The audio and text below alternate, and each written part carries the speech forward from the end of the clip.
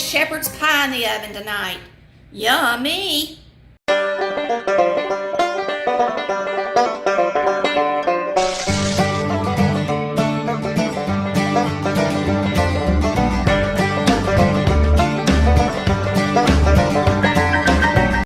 Hey y'all, it's Tammy with Collard Valley Cooks, and boy, we're gonna have something good tonight. Shepherd's pie. Today, I'm gonna start out by peeling my potatoes and getting them to boiling because you're gonna make a lot of cream potatoes. And when I make potatoes, what I do is I peel them all and I wash them after I peel them, okay? So we're gonna peel all of these potatoes. You're gonna peel 5-pound bag of regular russet potatoes.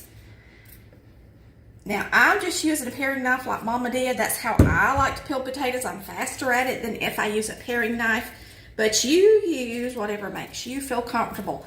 I also slice them really thin so that they get done because you want your potatoes to be nice and creamy with no lumps. So make sure you slice them thin. So I'm rinsing them off, and now I'm going to chop them up, get them started, and on the stove, if you put a lid on them, they'll get to boiling quicker. That way supper will be on its way. Y'all can slice them thin like this if you want to. Or you can, Mama always did it this way. She sliced it twice into quarters and then she sliced it. I'm gonna get this on the stove and get it started on high. Go put a lid on it so it'll get done, so it'll start up quicker.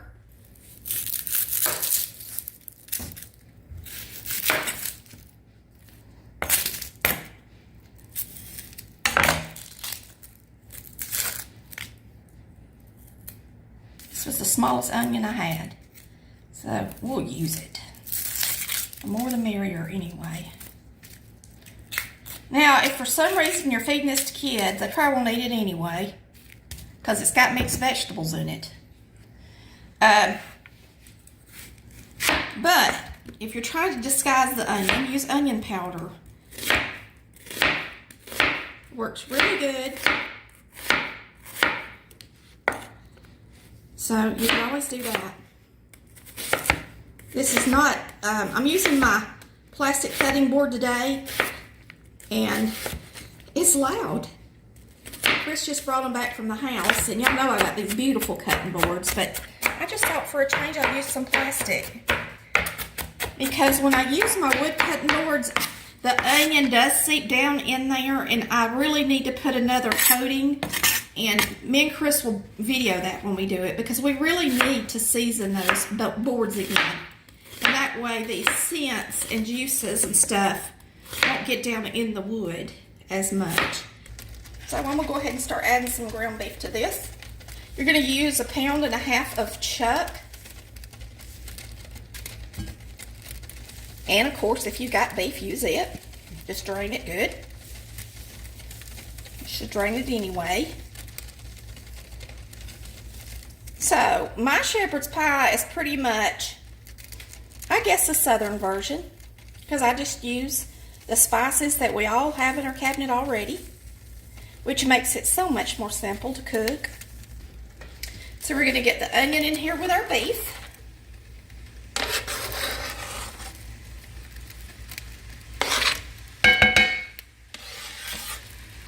And I'm going to brown this before I add my spices. So these are my skins from my cream potatoes. Today for my shepherd's pie. I'm putting them in here. I rinsed them really good. Now you're going to put them in here and cover them in water, and that way they won't turn brown. And get them in the refrigerator.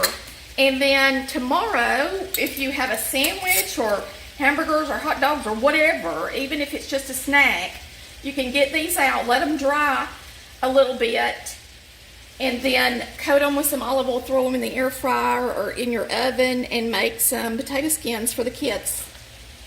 Or for the adults for snack. Now remember, we have so many questions about our kitchen items and our cookbooks. Remember, you'll find all those answers if you just go to our website at www.collardvalleycooks.com. You're going to find cutting boards and utensils and cookware, and even all the way down to what lotion I like to use, beauty items too. All right, we've drained our beef, and so now we're going to add a teaspoon of Weber Steak and Chop. It's just one of my favorite things to cook with. We're going to put in a few squirts of Worcestershire sauce. I'm going to put a teaspoon worth. And you can always make this more spicy if you've got a family that likes it. But where I grew up, we didn't eat a whole lot of stuff that was too spicy. We're going to put in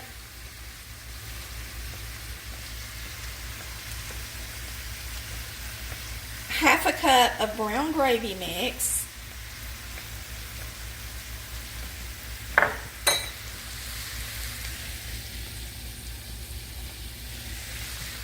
We're going to open 2 cans of vegetables. We're going to drain 1 can into our beef mixture to help bind that gravy mix in with the beef. That way we get all of the vitamins that were packed in these vegetables and not just drain them down the sink.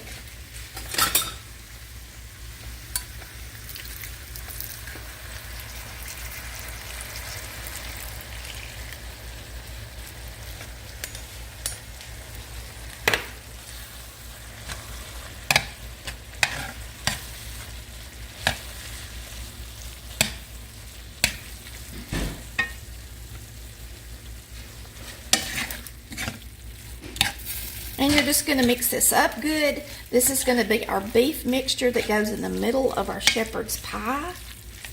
So simple and easy, y'all. And your family and even the little ones is going to love it because everybody loves green potatoes.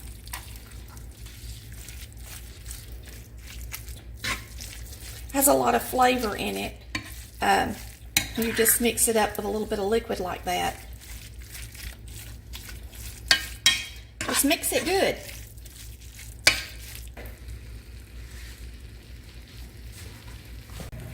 All right, it's time to cream the potatoes. You want them to be fork tender. What I mean by that, they should just break to pieces just like these are doing.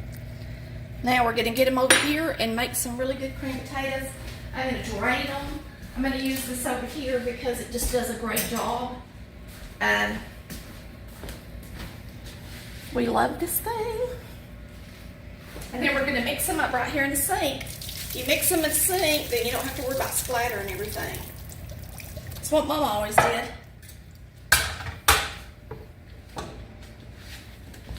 So we're going to put in a half stick of butter, 3/4 teaspoon of black pepper. This is a little 1/4 teaspoon, so it's 3 of these. A whole teaspoon of salt.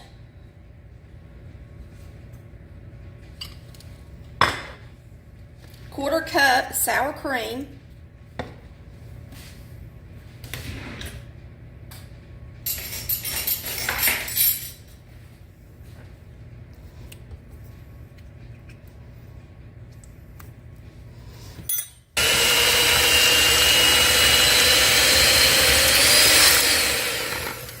Get that butter down in there.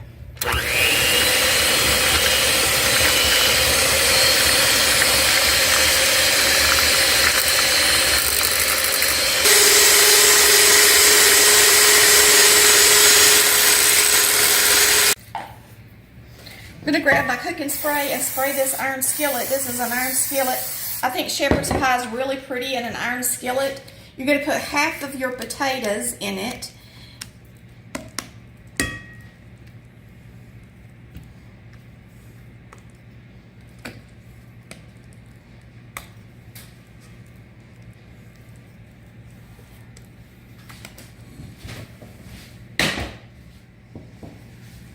Potatoes in the bottom of the dish. Add your drained vegetables around the outside edge and add your beef in the center, and then top it with the rest of the potatoes around the edges. So what I like to do is take my veggies and sprinkle them around the outside.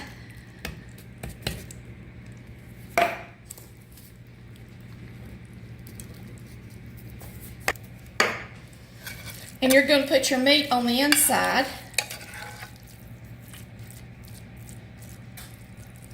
I thought the skillet might be too big, but no, it's not. This is our 3-inch skillet. If you don't have one, they're wonderful. It's a 10-inch, 3-inch high skillet. So there's our beef in the middle. And now you're going to take the rest of your potatoes and put around the edge.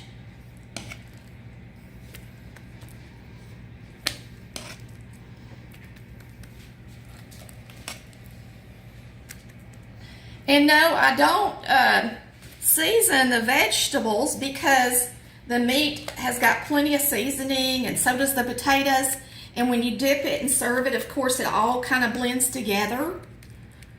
And it's just really good. You're going to bake this in the oven until it's nice and bubbly. This is probably going to need to be in the oven if you want it to get really pretty. I bake it at 400. If you want it to get really pretty and toasty, it's probably going to be in there at least 50 minutes. All right, we're going to bake this, like I said, for about 50 minutes in this oven, 400 degrees. If you got convection, that's even better. Turn it on so it'll get nice and toasty. Okay, I'm going to dip me out some. I'm going to get this out of the oven. You know, it looks so good. Nice and toasty and everything. Like I like it.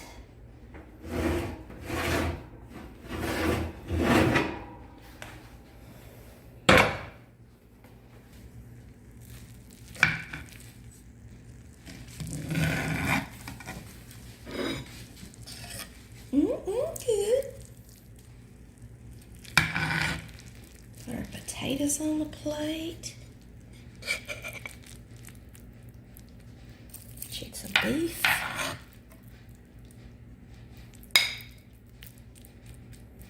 Delish. So you got your veggies and your potatoes and your beef all in one dish. That's some good eats, y'all.